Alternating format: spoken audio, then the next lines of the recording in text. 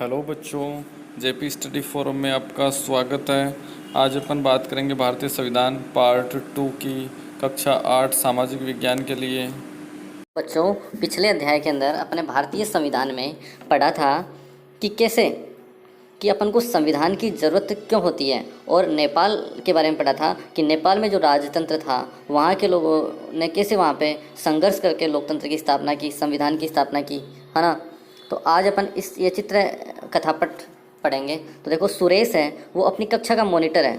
वह दबंग किस्म का लड़का है और उसके सहपाठी भी उसे पसंद नहीं करते हैं। क्लास टीचर होती है एक श्रीमती राव, अचानक किसी काम से बाहर जाना चाहती है। वह सुरेश को सब बच्चों का ख्याल रखने के लिए बोलकर चली जाती है। सुरेश मौके का फ़ायदा उठाता है और अनिल नाम का एक दूसरा बच्चा होता है, उसको वो तंग करने लगता है। सुरेश बोलता है, अनिल, आज मैं राव मैडम से तुम्हारी शिकायत करूँगा। तो फिर अनिल बोलता है, लेकिन मैंने तो कुछ किया ही नहीं। मैंने क्या किया है?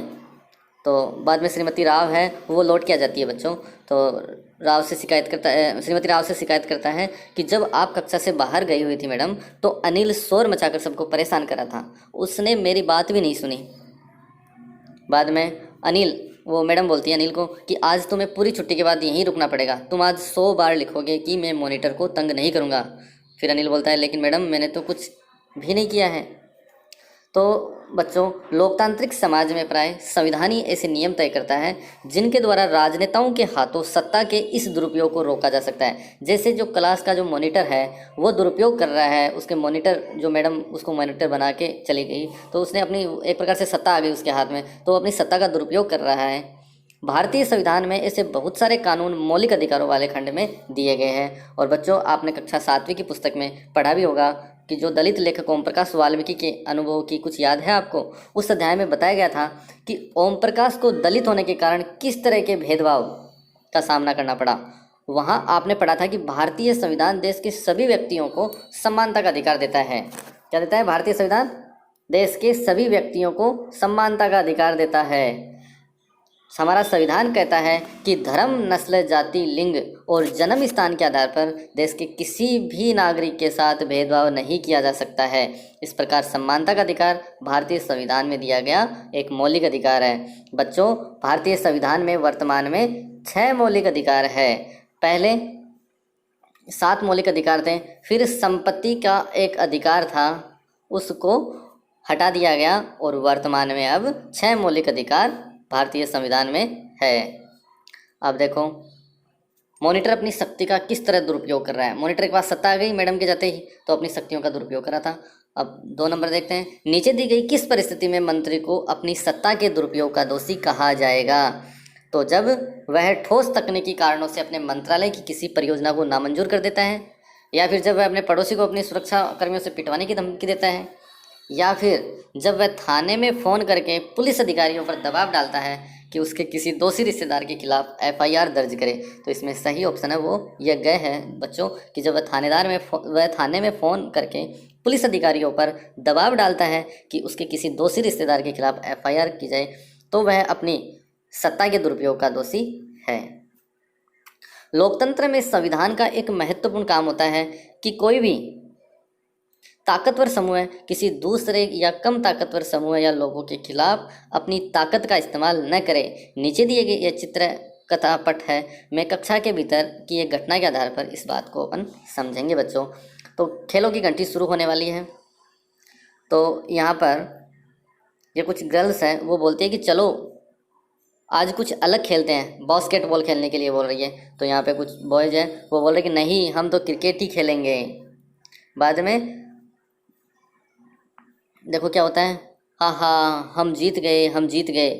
फिर जो गर्ल्स है वो बोलती है ये तो होना ही था, क्योंकि लड़कों की संख्या कक्षा में ज़्यादा है और लड़के क्रिकेट खेलना पसंद करते हैं। बाद में देखो, तो ये क्या, उस मैडम ने क्या किया कि शिक्षक ने इस विवाद को हल करने के लिए दोनों पक्षों को हाथ उठाकर अपनी राय बताने के लिए कहा है इसमें। बाद में ये जो लड़के बोलते हैं कि हमें सदा वही करना पड़ता है जो लड़के चाहते हैं, क्योंकि उनकी संख्या कक्षा में ज़्यादा है और जो क्या खेलना है क्या नहीं खेलना वो बहुमत के आधार पर होता है। मैडम को फैसला लेने का कोई और तरीका सोचना चाहिए ताकि हमारी इच्छा पर भी गौर किया जाए। मतलब तो इस तरह के अस्वस्थ हालात लोकतांत्रिक समाजों में भी पैदा हो सकते हैं। वहाँ पर क्या होता है, बहुमत वाला गुट बहुमत का जो गुट होता है, क्योंकि लोकतंत्र में बहुमत की चलती है, तो बहुमत वाला जो गुट है वो लगातार ऐसे फैसले लागू करता रहता है जिसमें अल्पसंख्यकों की सहमति नहीं होती है और उनका नुकसान होता है। जो ज़्यादा होते हैं लोकतंत्र में वो होता है बहुमत, और जिनकी संख्या कम होती है उनको अल्पसंख्यक बोला जाता है। जैसा कि इस चित्र कथा पट में पता चलता है कि बहुमत की निरंकुशता का खतरा हर समाज में बना रहता है। संविधान में दिए गए नियमों से इस बात का ख्याल रखा जाता है कि अल्पसंख्यकों को ऐसी चीज़ से वंचित न किया जाए जो बहुसंख्यकों के लिए सामान्य रूप से उपलब्ध है। अल्पसंख्यकों पर बहुसंख्यकों की इस निरंकुशता या दबदबे पर प्रतिबंध लगाना भी संविधान का महत्वपूर्ण कार्य है। यह दबदबा एक समुदाय द्वारा दूसरे समुदाय के ऊपर भी हो सकता है। बच्चों, एक समुदाय का दूसरे समुदाय के ऊपर भी हो सकता है, जिससे अंतर सामुदायिक वर्चस्व कहते हैं। क्या बोलते हैं इसको? अंतर सामुदायिक वर्चस्व। मतलब एक समुदाय द्वारा दूसरे समुदाय के ऊपर जो वर्चस्व होता है उसको क्या बोलते हैं? अंतर सामुदायिक वर्चस्व कहते हैं।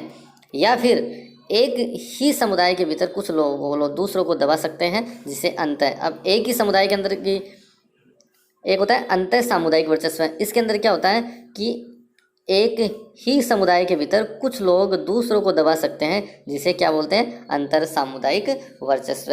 और एक अपन ने देखा था कि अंतर सामुदायिक वर्चस्व, एक होता है अंत है, एक तो होता है अंतर, मतलब एक समाज से दूसरे समाज में एक ही समाज के अंदर कुछ लोगों के द्वारा दूसरे लोगों को दबाया जाता है, वो हो गया अंतर सामुदायिक।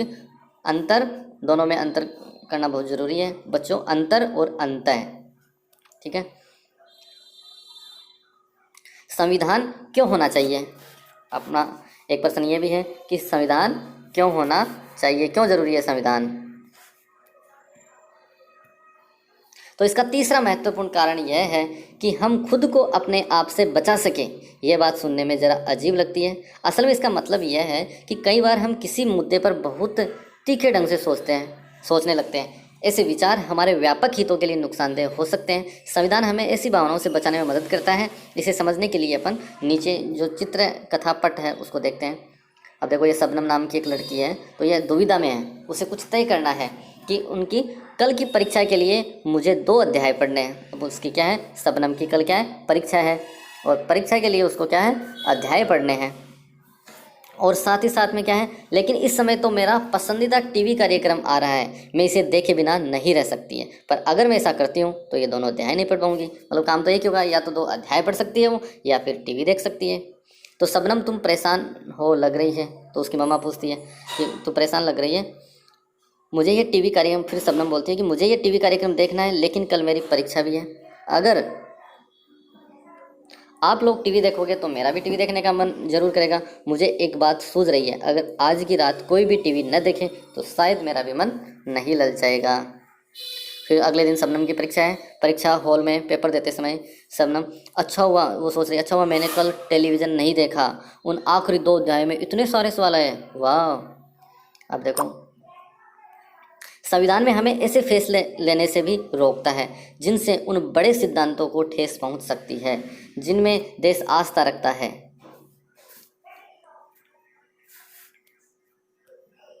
उदाहरण के तौर पर हो सकता है कि लोकतंत्र को मानने वाले अधिकांश लोग गंभीरता से महसूस करने लगे कि दलगत राजनीति यानी पार्टी पॉलिटिक्स है वो बहुत विकृत हो चुकी है। इसलिए अब चीज़ों को दुरुस्त करने के लिए किसी तानाशाह को ही शासन सौंप देना चाहिए या फौजी शासन हो जाना चाहिए। कभी कभी अपने मन में भी आता है कि दलगत राजनीति है वो बहुत ही खराब पॉलिटिक्स हो गई है, तो क्यों ना किसी तानाशाह को शासन सौंप देना चाहिए।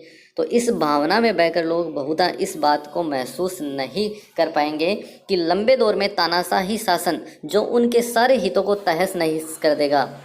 तानाशाही शासन वो क्या है? अपने सारे हितों को तहस नहस कर देगा। एक अच्छा संविधान देश की बुनियादी संरचना को इस तरह के उन्माद से बचाता है। यह ऐसे प्रावधानों को आसानी से पलटने नहीं देता जिनके जरिए नागरिकों को अधिकारों का आश्वासन मिलता है और उसकी स्वतंत्रता की रक्षा होती है। तो बच्चों, आज के वीडियो में इतना ही। अगले पार्ट नंबर 3 के अंदर अपन देखेंगे कि भारतीय संविधान के जो मूलभूत लक्षण है, जैसे संघवाद है, समानता का अधिकार है, शक्तियों का विभाजन है, इनके बारे में बात करेंगे। अगर आपको वीडियो अच्छा लगा तो प्लीज़ लाइक करें और अपने दोस्तों को भी शेयर करें, और अगर आप चैनल पर नए हैं तो प्लीज़ सब्सक्राइब करना नहीं भूलें। धन्यवाद।